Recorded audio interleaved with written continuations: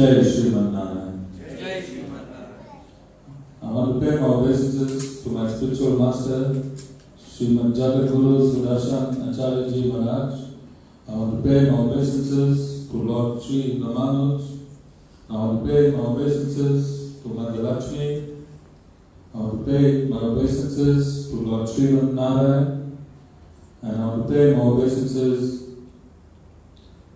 to Jeeyar, Chinna Swami, HHH Sri Danta from the Jeeyar campus, Jetworld. I want to thank you for inspiring me to give discourses on the life of Sri Ramanuj and his teachings. It was this inspiration that I came back after my meeting with him in September, and I have started discoursing on the philosophy of Vishishtadvaita. So our topic today is Vishishtadvaita is Vedanta. What is Vedanta?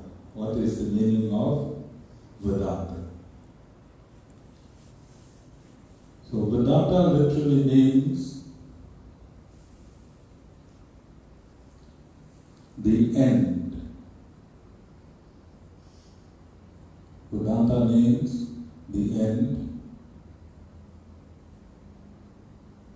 Danta means the end. Veda means the end of the Vedas, which means that with this knowledge, there is nothing more to know. The Vedanta originally referred to the Upanishads, and the Upanishads are the fourth segment of the Vedas. And when you understand the last part of the Vedas, there is nothing more to know in terms of the Vedas. However, within Vedanta, we have the Brahma Sutras, and included with the Brahma Sutras, we have the Bhagavad Gita. So the Upanishads is Shruthi. Shruthi means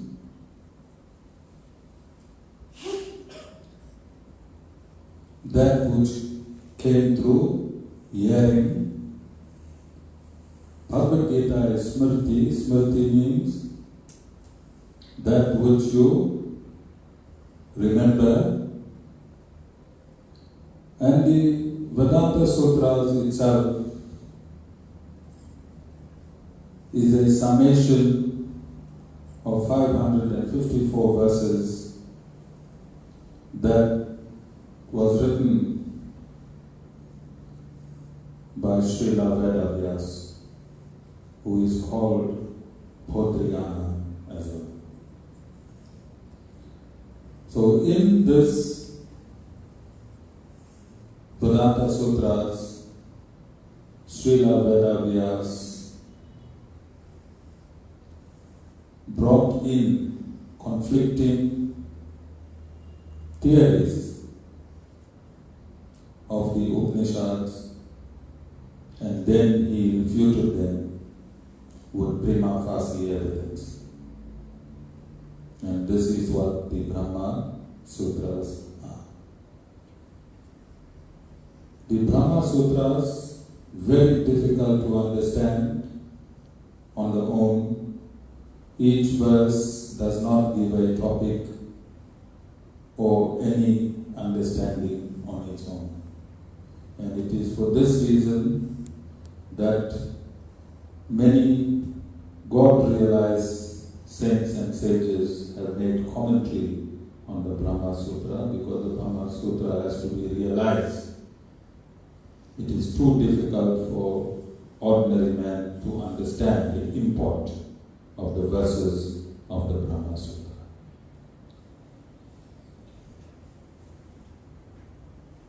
What is Vishishtadvaita? So Vishishtadvaita has its source from the Vedas. Vishishtadvaita has its source from the Vedas.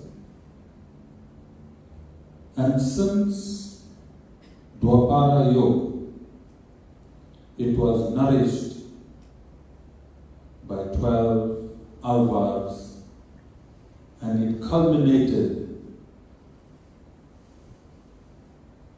into Lord Sri Ramanuj. So this gush of spirituality called Vishishtadvaita emanated originally from the Vedas. It was nourished by the 12 alvars. The alvars are 12 saints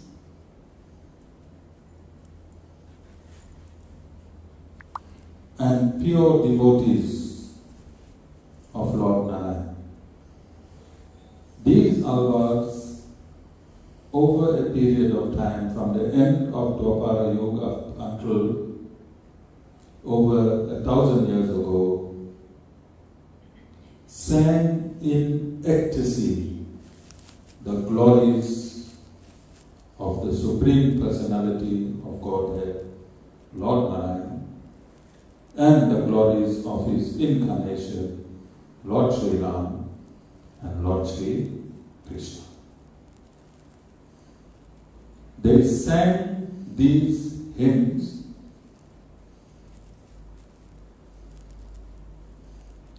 the imports of which is contained within the Vedas itself. They sang their love for Lord Narayan and his manifestations in their own words. Wasn't? Can you say, I love you in your own words? Yes, you can. And if you use a lot of adjectives to show I love you, and if you essentially say I love you, then it is within the conforms of I love you. Similarly, these great, great, great saints, pure devotees of Lord Narayan, they didn't have anything to do with materialism. They simply loved Lord Narayan. And in their love, collectively, they sang 4,000 of the most beautiful hymns any human can sing for Lord Narayan. And these 4,000 hymns are called the Tamil Vedas.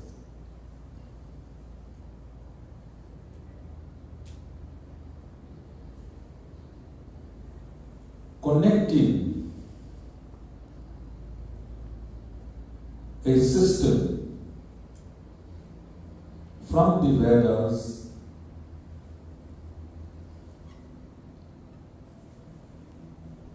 from Dwapara Yoga and nourishing this Vedanta or Vishishadvaita is a system called Sri Vaishnavism.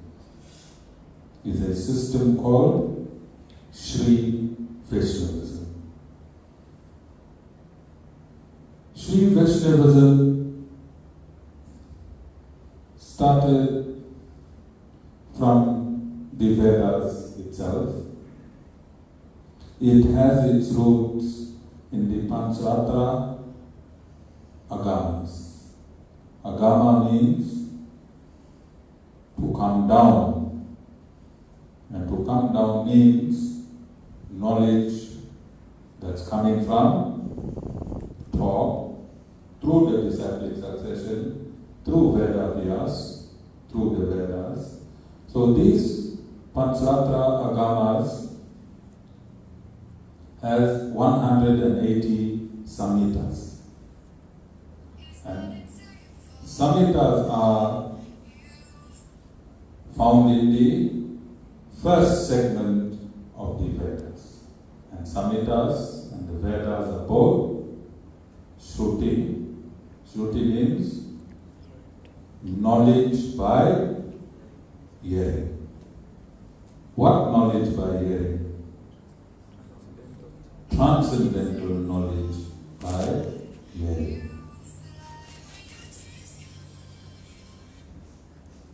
Transcendental knowledge by hearing.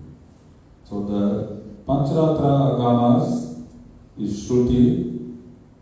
It is a Vedic injunction. Sri Ramanuj was born 1001 years ago. He spent his first 8 years with a guru that was practicing monism, and it was conflicting with the interpretation of the Vedas as it is. And Lord Sri Ramanuj had a few incidences. There will be a discourse that I will discuss the life of Sri Ramanuj. So I'm going to skip a whole lot of detail. So Lord Sri Ramanuj left this monist guru, and he found a guru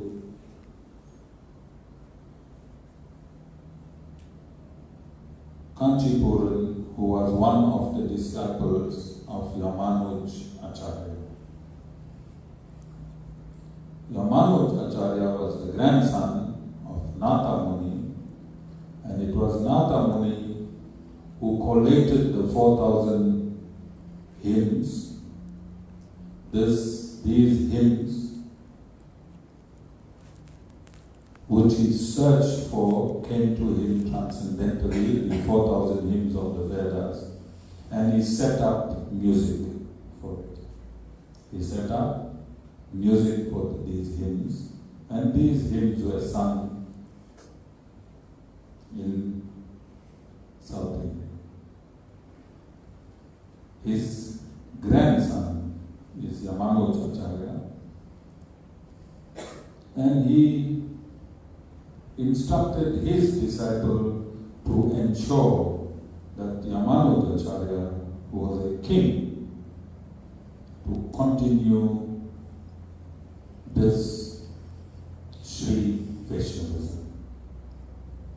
And Ramanuj Acharya in his later years trained 5 disciples into 5 aspects of the Vedas, and one of them was Kanchipur. And Lord Sri Ramanuj met Kanchipur, and in 6 months he learned the 4,000 verses of the Tamil. He then studied under the 4 different disciples of Ramanuj Acharya, and he spent many years, over 60 years. He went into the different philosophies of the Vedas. He learned the different philosophies of the Vedas. He understood the reason of the difference in philosophies of the Vedas by himself assimilating those philosophies in their entirety. And when he was fully equipped with the absolute knowledge, fully equipped of the absolute knowledge of the Vedas, he wrote his Sri Bhashya, which is his commentary on the Brahma Sutras.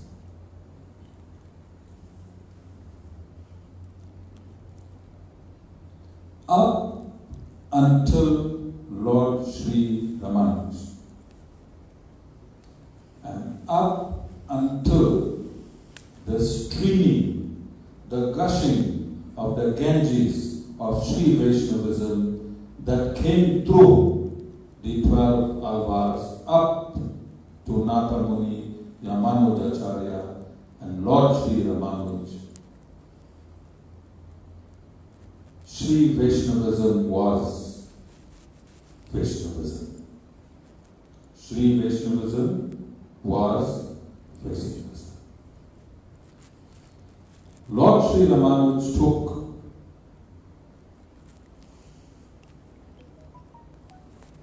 the impersonal aspect of the Supreme Personality of Godhead and the personal aspect of the Supreme Personality of Godhead, and he synthesized it to perfection. Sri Sampradaya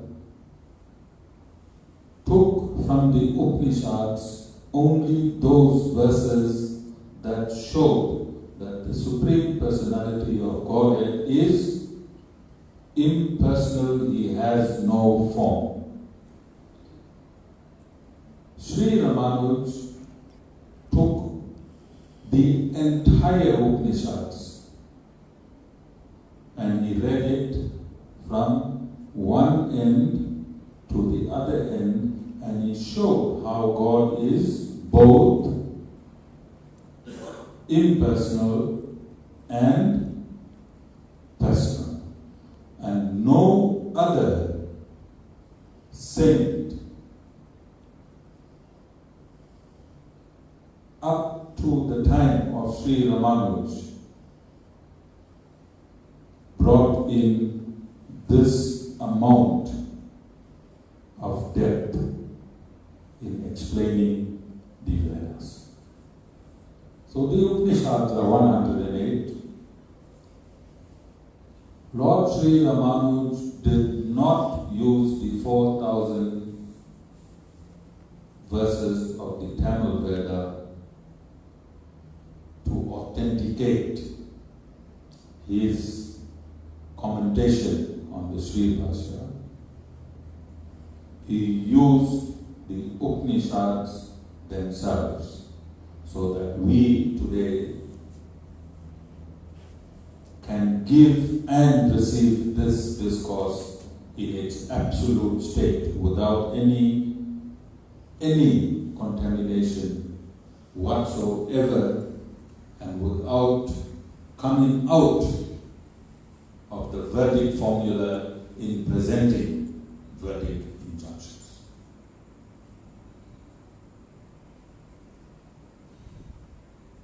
So what is Vishishtadvaita?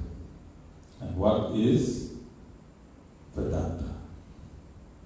When Lord Sri Ramanuj compiled his commentation and his writings, he simply collated and brought in the various verdict injunctions in a coherent manner, in a manner in which you can understand. He explained the contradictions in such a way that they were no longer contradictions but unity in diversity. Are you understanding? And he was impeccable. He was impeccable. 60 years is a very long time to research and bring together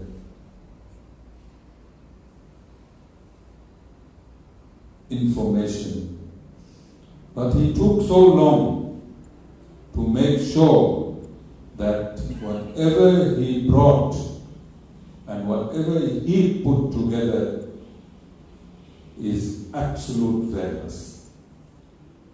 And he had his expertise of refuting and making one understand his refutation.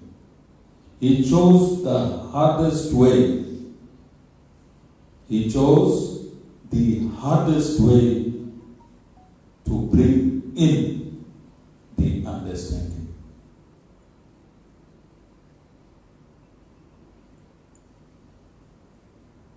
No other saint or sage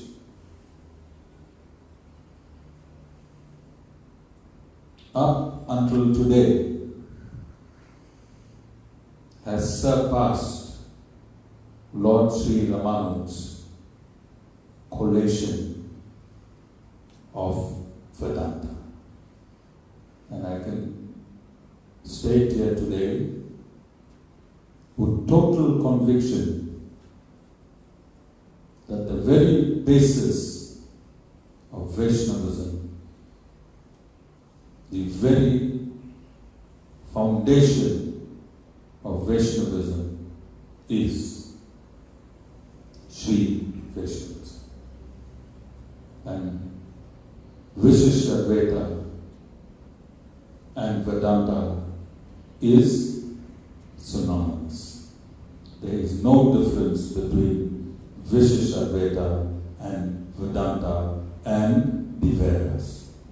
Whatever God spoke, in the manner in which He spoke, in the manner in which He incarnated as Vedas, in the manner in which He wrote it, and in the manner in which He wanted man to understand.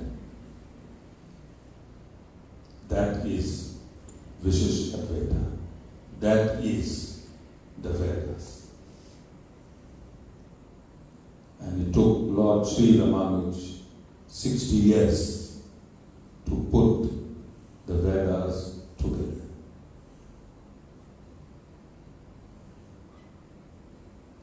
So I am not going to corroborate with what Lord Sri Ramanuj corroborated history, Bhashya with his commentation on the Vedanta Sutra, but I'm going to use three.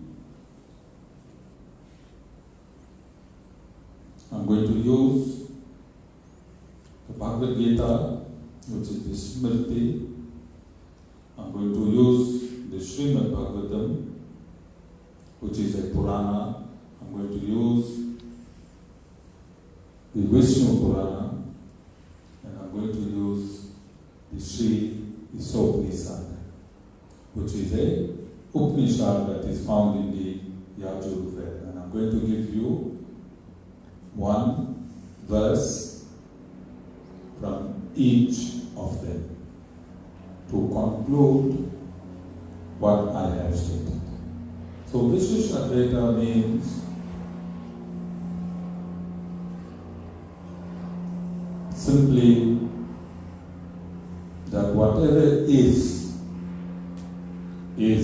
God. Vishishtadvaita means whatever is God. And I gave you a clue since last year. I've been posting Lord Narayan is everything and everything is Lord Narayan. Okay, I've been posting this since last year over 1,000 times. I wanted it to be assimilated into you so that when I give you this discourse, then understanding that everything is Lord Narayan and Lord Narayan is everything. So Sri Ramanuj brought in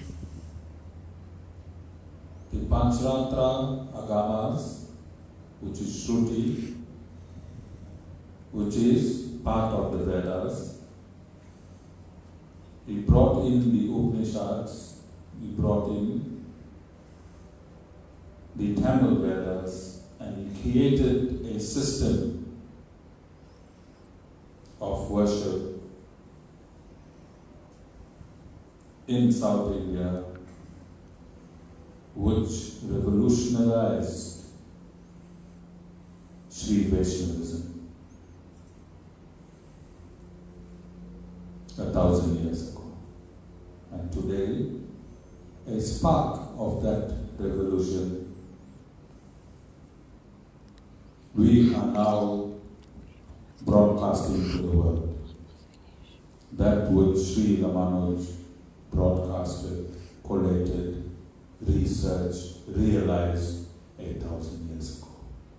This Vishishtadvaita philosophy is alive today as it was alive 8,000 years ago, as it flowed to the 12 alvars, and I hope it is reaching those of you that are in attendance to this satsang, and those of you that's going to be watching it and going to be watching it in the various groups from around the world. So Lord Sri Ramanuj, through Vedic injunctions, without satisfying a particular view exactly from the Vedas as it is, he showed that Lord Narayan is the Supreme Personality of Godhead. He showed that the individual souls and material nature are attributes of the substantive, that is Lord Narayan, which means that material nature exists within Lord Narayan, and the individual souls exist within Lord Narayan. There are three types of individual souls: those that are eternally liberated, those that were contaminated at one time and then got liberated, and those that are currently contaminated, that needs to liberate themselves. And all these souls live within the body of Lord Narayan. Lord Sri Ramanuj also showed through Vedic injunctions that Lord Narayan incarnates as a material universe. He becomes the soul of the material universe, and like how our body gives life to our body, Lord Narayan as the soul of the material universe gives life to the entire material universe. And when annihilation takes place, then the material nature goes back in its subtle form and resides in the body of Lord Narayan, and the souls that lived in the material universe goes back and resides within the body of Lord Narayan. So everything is Lord Narayan, and Lord Narayan is in everything, and this is the philosophy of Vishishtadvaita. When Lord Narayan pervades material nature, when he enters every atom, he also enters every soul. He also enters every soul. So Lord Narayan enters and pervades this entire material universe by entering every atom in this universe and entering every individual soul in this universe. And that is called the impersonal aspect of God. That is called, when he pervades the universe, that is his impersonal feature. And when this universe is wound up, it goes back to him, that is his personal form. Like a spider. A spider creates a web. You also a spider's web. The web is the impersonal form of the spider, and after the spider has trapped all those insects, and when it wants to leave, it eats up its web. What the spider does? It eats up its web. So the impersonal aspect of the spider, which is the web, goes back into the spider. Similarly, material creation takes place like this. Every time material creation takes place, it lasts for 311 trillion, 40 billion years. And after 311 trillion, 40 billion years, this material universes, of which there are millions, is wound up into the body of the Supreme Personality of Godhead, Lord Narayan. So in both states, when you are in a subtle state in his body, and when he incarnates in the form of these material universes, the individual souls and material nature is within the body of the Supreme Personality of Godhead, Lord Narayan.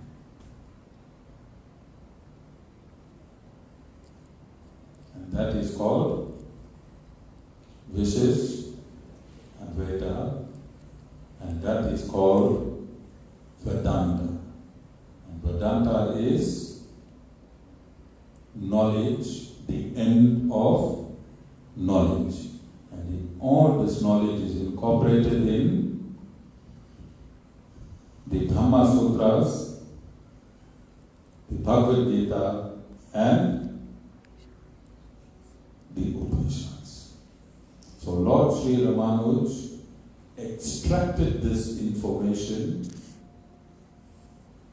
gave it understanding, and presented it for all of mankind to understand.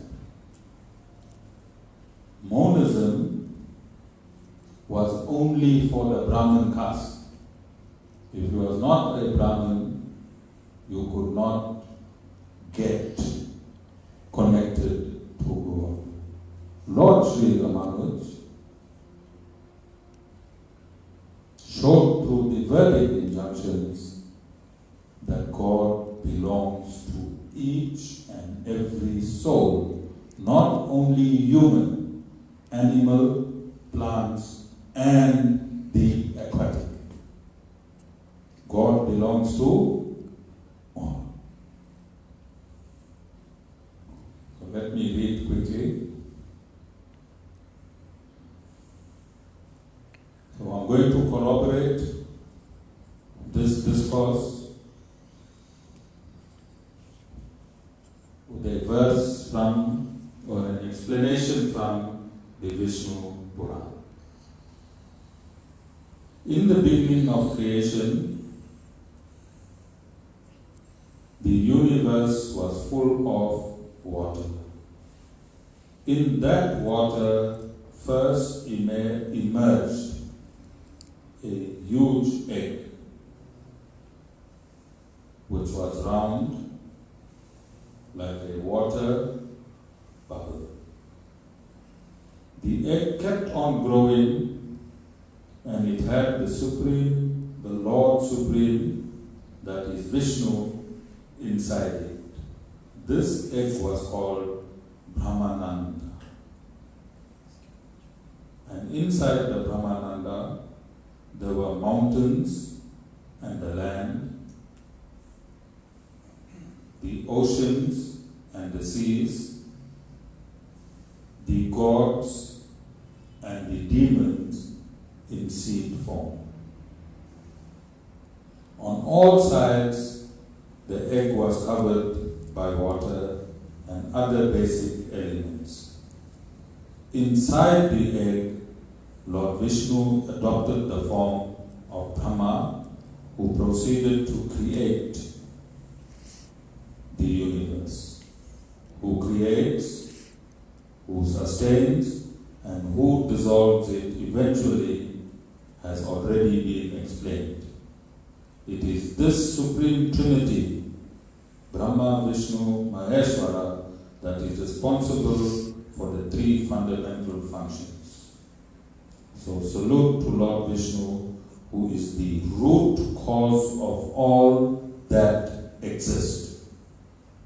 So this verse showed you what? That within this material universe, in the form of Lord Vishnu, are all of us, the mountains, the rivers, the seas, the individual souls, the cats, the dogs, the birds. Everything is within the body, Sanesh, of who? Lord Vishnu. So currently this hall is within the body of Lord Vishnu. And Lord Vishnu is also inside your soul. So you're in God's body and God is in your soul. Ravi, God can count exactly how many cigarettes you smoked today.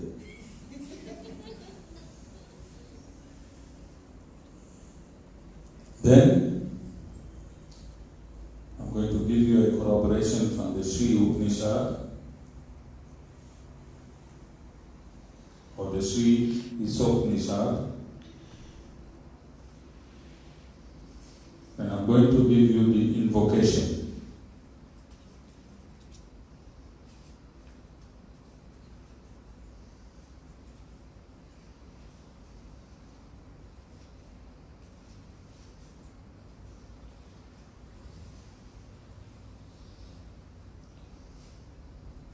The personality of Godhead is perfect and complete. The personality of Godhead is perfect and complete. And because He is completely perfect, all emanations from Him, such as this phenomenal world, are perfectly equipped as complete wholes. WHOLES. Whatever is produced of the complete whole is also complete in itself. Because He is the complete whole, even though so many complete units emanate from Him, He remains the complete balance. So So how can the Supreme Personality of Godhead not have form? How can He be formless? Because if He is the complete whole, then at which part in the absolute completeness can His form disappear? All of you understand? And then we go to the Bhagavad Gita of Sri Ramanuj.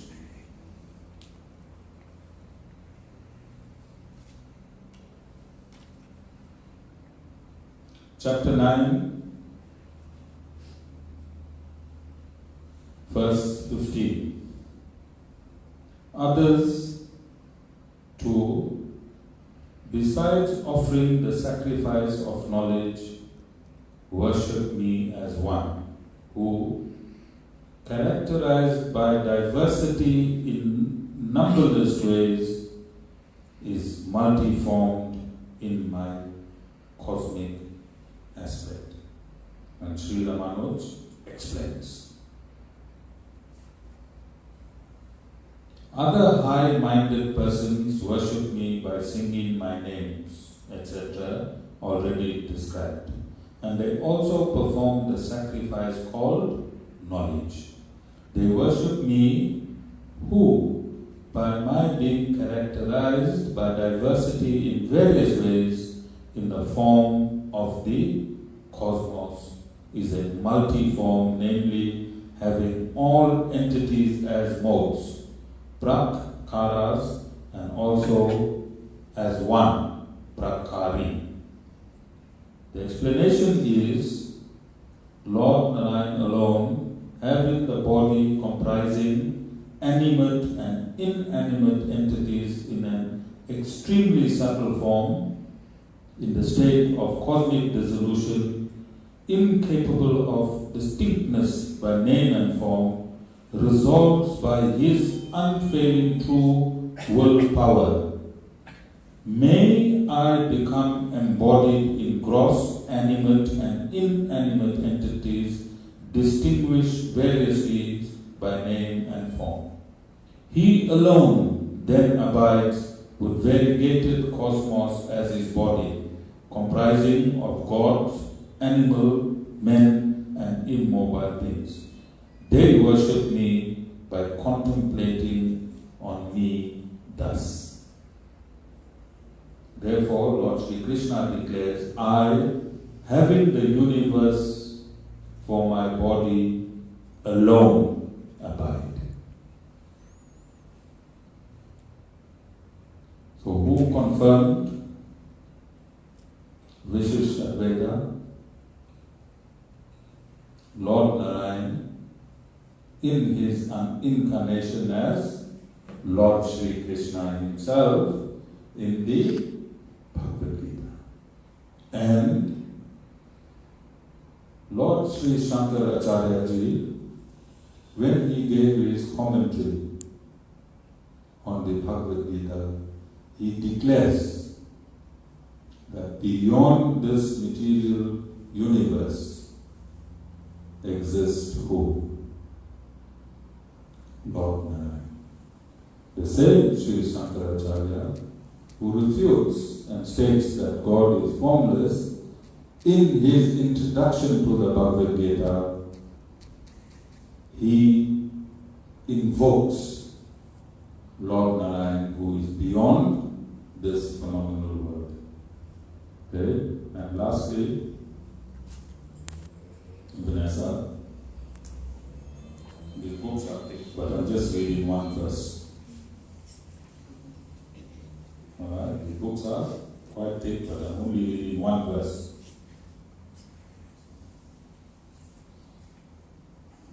Srimad Bhagavatam, Canto 2, Chapter 1, Text 24. This gigantic manifestation of the phenomenal material world as a whole is the personal body of the absolute truth, wherein the universal resultant past, present and future of material time is experienced. All of you understand? All of you understand this verse? This gigantic manifestation of the phenomenal material world as a whole is the personal body of the absolute truth, wherein the universal resultant past, present and future of material time is experienced.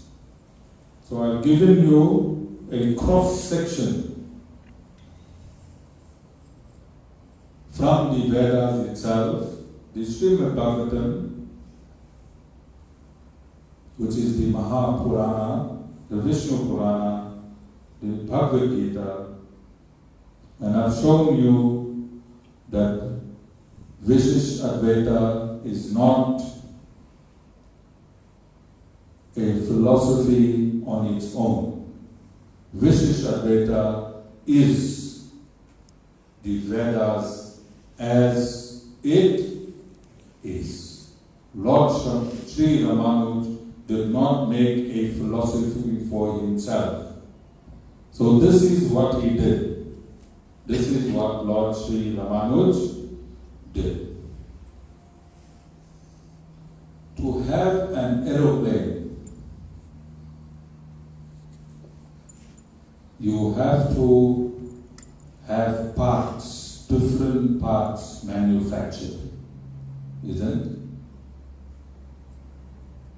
For an aeroplane, you need the cabin, you need the seats, you need the window, you need the fuel tank, you need the engine, you need the wings, you need all the various parts to fit the aeroplane. So Lord Sri Ramanuj is the only saint to put all of the parts of the aeroplane together. And we got a complete aeroplane. Our aeroplane is called Vishishtadvaita Direct to Vaikuntha. What's our aeroplane called? Vishishtadvaita Direct to Vaikuntha. When Lord Sri Ramanuj started this aeroplane and took it for a drive, it went to Vaikuntha and it came back, which means all the parts fitted exactly. Similarly, God wrote the Vedas. He wrote the Upanishads in his form as Vedas. He wrote the Upanishads, he wrote the Puranas. He wrote the Mahabharata and he wrote the Vedanta Sutras. And Sri Ramanuj put all the Vedas together in one scripture and in one synthesized understanding. You understand? So the different Vedas are like the bolts and the nuts and the wings of an aeroplane. And Sri Ramanuj put this together so that whoever jumps on this plane, this will be their last lifetime in this material body. And this will be the last suffering. So it is up to you. The Guru has all the boarding passes. Guru has all the boarding passes. The aeroplane is there already. Vishishtadvaita to Vaikuntha, absolute Vedanta. As it is. So I have the boarding pass. Vishishtadvaita also states right at the end that you have to, through a process of karma yoga, dhyan yoga, bhakti yoga, when you purify yourself, the Guru gives you the body pass, and when you leave this body, it is only then that you get liberated. Narayan, Jai Guru.